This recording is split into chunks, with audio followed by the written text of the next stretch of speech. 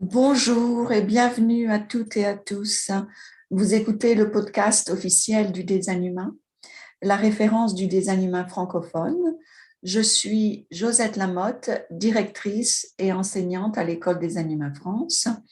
Ce podcast me permet de partager avec vous des informations pour vous aider à vivre votre design et à comprendre plus en profondeur la mécanique du design humain.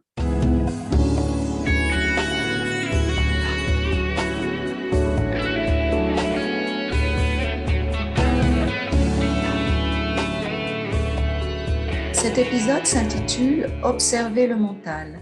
C'est une clé incontournable sur le chemin du déconditionnement.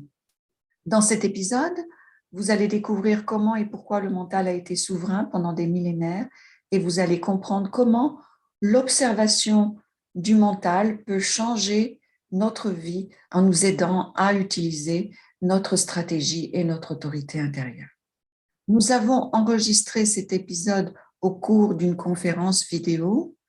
Vous pouvez visualiser ce podcast sur notre chaîne YouTube si vous le désirez, afin de profiter des images qui accompagnent cet épisode. Je vous invite à nous laisser vos commentaires sur l'émission et à nous faire des suggestions sur les sujets que vous aimeriez découvrir et approfondir dans les prochains épisodes. N'oubliez pas de vous abonner à la chaîne. Merci pour votre écoute.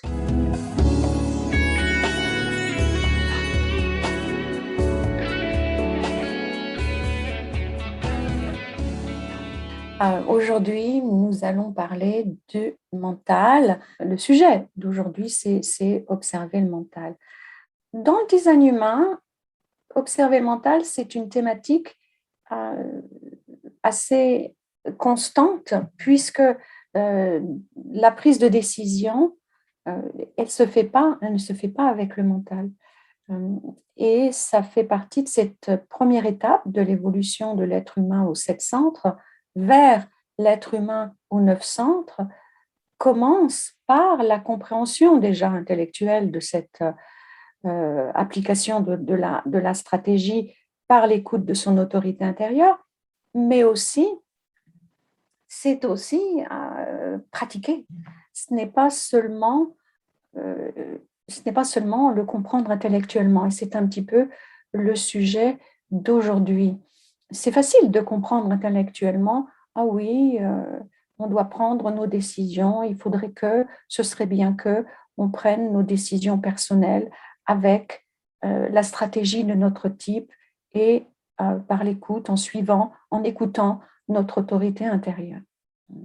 C'est les deux outils, si vous voulez, qu'on vous donne à vous tous. Vous y avez peut-être déjà accès. Si vous n'avez pas encore accès à ces deux outils, si vous ne les connaissez pas, eh bien, on vous invite à découvrir le plus vite possible en vous rapprochant déjà de découvrir votre schéma corporel.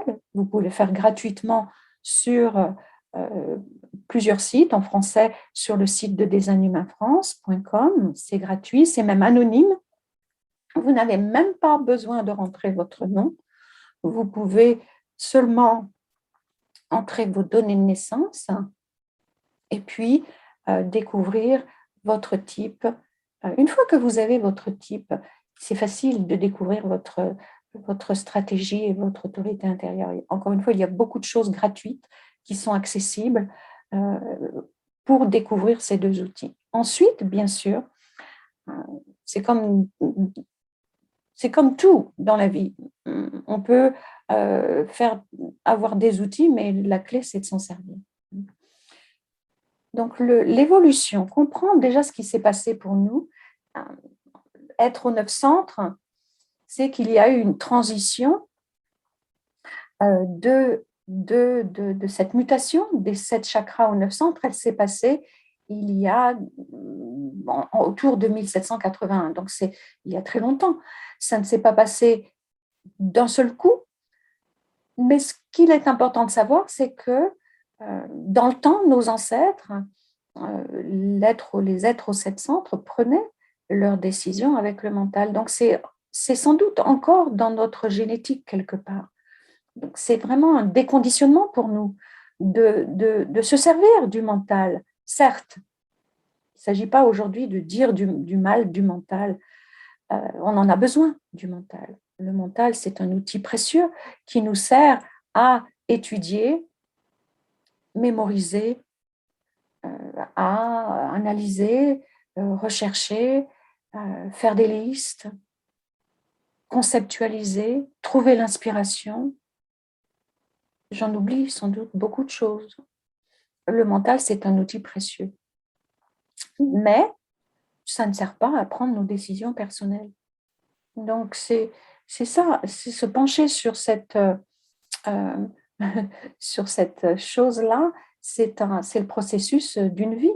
Ça commence par l'observation de son mental et l'observation du mental, ça va nous permettre aussi de déconditionner cette ancienne habitude de toujours faire confiance au mental pour prendre nos décisions. On dit ici que le processus cellulaire de déconditionnement nécessite 7 ans. C'est-à-dire cette capacité à prendre nos décisions en suivant la stratégie de notre type et en écoutant notre autorité intérieure. C'est-à-dire en se faisant confiance à soi-même, soit que ce soit l'autorité splénique, l'autorité, celle qui prédomine quand elle est là, c'est le plexus solaire, c'est l'autorité émotionnelle, l'autorité du sacral, l'autorité splénique, ou alors de l'ego, ou du centre G, etc. Donc, pour que ça devienne de plus en plus facile, eh bien, ça nécessite du temps, mais aussi une prise de conscience et c'est ça qui est un dilemme quelque part. Ça ne peut pas être un effort constant parce que dès qu'il y a un effort, ça devient pénible. Mais c'est quand même une autodiscipline quelque part. Sans rappeler de ne pas écouter le mental pour prendre nos décisions. Et est-ce que c'est facile? Non, je ne vais pas dire que moi j'y arrive tout le temps, 100% du temps. Et ça fait longtemps que je pratique. Mais je m'attrape, c'est-à-dire je m'attrape lorsque j'ai une décision à prendre, je m'identifie à ce que me raconte mon mental. Je répète, mais bon, c'est important. Prendre des décisions correctes, c'est la clé pour vivre. Quand on dit vivre correctement, ce n'est pas une question de morale, c'est une question de rencontrer moins de résistance, d'avoir soit plus de satisfaction, moins de frustration, plus de réussite, moins d'amertume, moins de déception, moins d'énervement, plus de paix. Et ce n'est pas en faisant confiance au mental qu'on peut y arriver. C'est faire confiance à cette autorité intérieure. On en a tous une, tous. Pas exactement la même. On est tous différenciés, on est tous uniques, chacun de nous est unique. Et ensuite, eh bien, c'est s'en servir, bien sûr. Mais en tout cas, ce qui est certain ici, c'est une certitude, c'est que l'autorité intérieure, ce n'est jamais, jamais, jamais le mental. Donc, comprendre ce phénomène, c'est la première étape. Ensuite, pratiquer. Et c'est une pratique quotidienne. Ça s'approche beaucoup de la méditation. C'est une méditation quotidienne, l'observation du mental. Alors, souvent, on me pose la question suivante, on nous pose cette question. Est-ce que c'est différent quand on a le centre de la tête défini ou le centre de la tête non défini? Puisque ce qu'on caractérise, ce qu'on appelle le mental dans le design humain, ou dans le human design, c'est la même chose, eh bien, ça concerne le centre de l'ajna et le centre de la tête. Conceptualisation, inspiration, dans le meilleur des cas. Quand c'est cet outil précieux dont on a tous besoin. Mais dans le non-soi, dans le piège, ces deux centres qu'on caractérise du mental, ils auront tendance, on le sait tous, à aller vers la rumination, l'obsession, l'anxiété, et voire même l'anxiété mentale. Donc, pour revenir à cette question, est-ce que c'est différent si c'est défini ou non défini? Non, c'est la même chose. Que ce centre de la tête soit blanc ou non défini, enfin blanc non défini ou défini, c'est-à-dire coloré ou de couleur blanche, c'est toujours le même processus. Oui, il y a des variations, il y a des variantes. Lors d'une analyse, on vous en parle. Lors d'un cours Vive son design, on vous en parle. Mais ce qu'ils ont en commun, ces centres, qu'ils soient blancs ou définis, c'est que de toute façon, ils ne peuvent pas servir à prendre des décisions personnelles. Et puisque c'est dans notre c'est dans notre héritage, on va dire, de conditionnement, je ne veux pas dire génétique, je veux plus dire c'est un héritage de conditionnement. Eh bien, ce n'est pas facile pour nous. On pourrait dire le mental, on vous le dit souvent quand vous êtes en cours, le mental aime être le chef. Donc, si on approfondit, non seulement il aime être le chef, le mental, c'est sa raison d'être. Il lui faut bien une raison d'être. Le mental a toujours tendance à se projeter dans le futur ou alors à retourner dans le passé. Vous pouvez observer maintenant. Est-ce que votre mental, il est vraiment là maintenant dans le moment présent? Peut-être que oui, mais peut-être que non. Peut-être qu'il s'inquiète pour quelque chose que vous avez oublié de faire aujourd'hui ou à des choses sans importance. Peut-être qu'il se fait du souci sur quelque chose. Observez-le. Il n'aime pas le présent, le mental. Et c'est pour ça que quelque part, il y a un dilemme en nous tous. Parce que ce qu'on lui demande au mental, c'est de disparaître. Pas de disparaître en tant que fonction, la fonction de conceptualisation, mais on le limite. Quand je dis on, c'est qui? C'est le témoin observateur. On est tous témoins observateurs. On a tous le potentiel d'être le témoin observateur du mental. Vous n'êtes pas le mental. Nous ne sommes pas notre mental. Nous sommes cette partie en nous qui peut devenir conscient. La conscience, c'est quelque chose d'universel. C'est quelque chose, j'allais dire un mot qui va peut-être choquer, c'est quelque chose d'éternel. Ce n'est pas quelque chose qui peut mourir. C'est ce qui perdure. Et ça passe forcément, au jour d'aujourd'hui, par l'observation du mental. Il n'y a pas d'autre moyen. C'est comme la méditation. On ne peut pas faire vraiment un effort pour méditer. On le fait ou on ne le fait pas. On devient conscient ou on ne devient pas conscient. On prend conscience ou on ne prend pas conscience. Dès que vous observez votre mental, on prend souvent l'exemple, c'est comme d'observer un enfant qui fait une bêtise, il s'arrête. Mais pendant pas longtemps, le mental, dès que vous allez faire autre chose, ne plus l'observer, il va reprendre. Et il ne s'agit pas de l'arrêter non plus. Il ne s'agit pas d'arrêter le mental, qu'il s'arrête et qu'il ne fonctionne plus.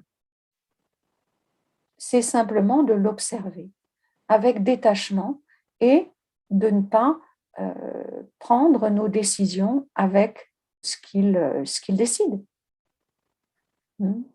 C'est comme de regarder un film quelque part. Souvent, vous avez dû entendre ça. De regarder un film et de ne pas s'identifier à ce qui se passe dans le film. Encore une fois, je ne dis pas que c'est facile. C'est assez simple quelque part, mais ce n'est pas forcément facile.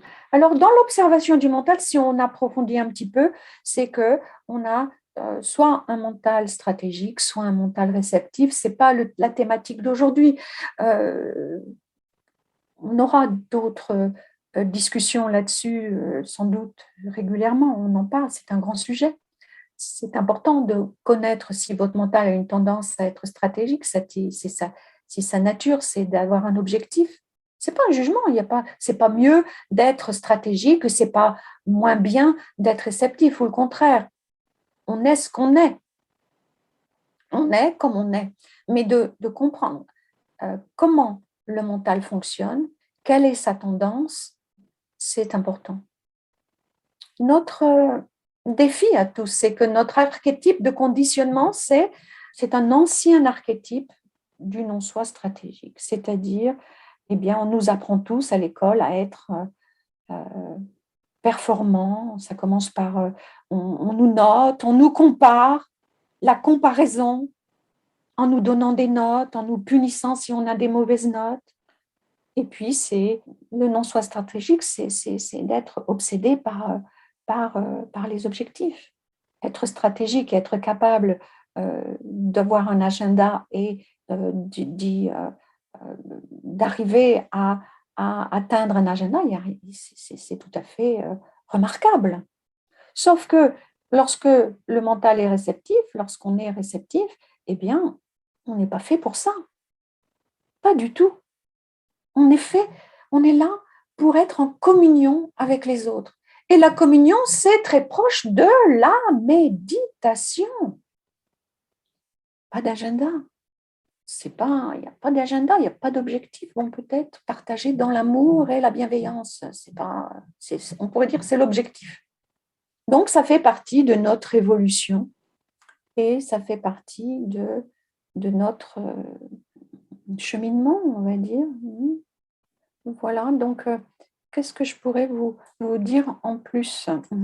Pas grand-chose. Hein. Vous répétez des choses que vous savez, c'est-à-dire pratiquer, passer un petit moment, même tous les jours, peut-être commencer par ça, hein, où vous observez votre mental sans le juger. Et peut-être que parmi vous, il y aura des témoignages de gens qui pratiquent l'observation du mental. Ça passe aussi par quelquefois la méditation, ça passe par peut-être faire du yoga, peut-être aller faire une marche au bord de la plage ou simplement s'asseoir et ne rien faire.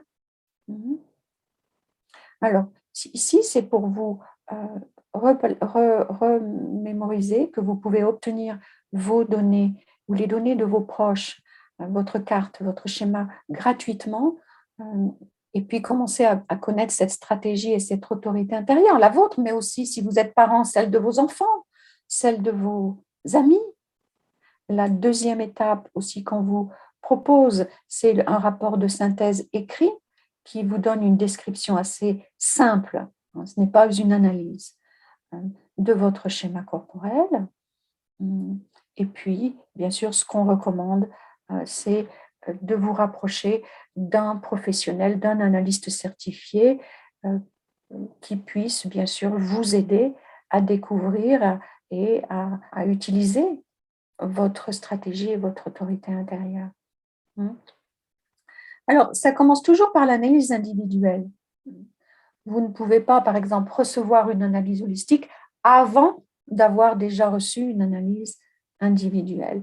Essayez de vous rapprocher de gens qui sont certifiés, si jamais, pour éviter, malheureusement, il y a des gens qui profitent un peu de la demande. Il y a une demande maintenant, les gens sont curieux et qui, malheureusement, s'auto-proclament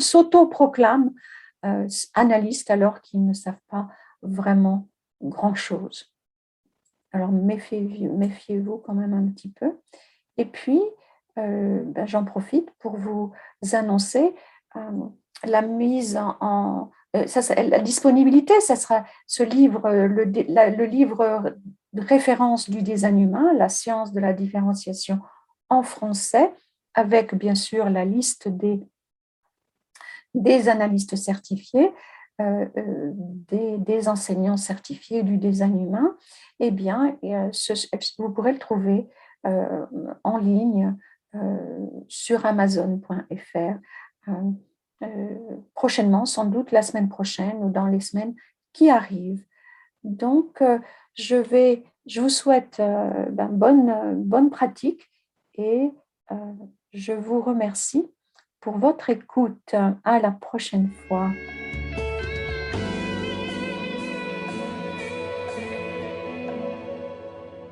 c'est la fin de notre podcast. Je vous invite à vous abonner à la chaîne afin d'être informé des prochains épisodes.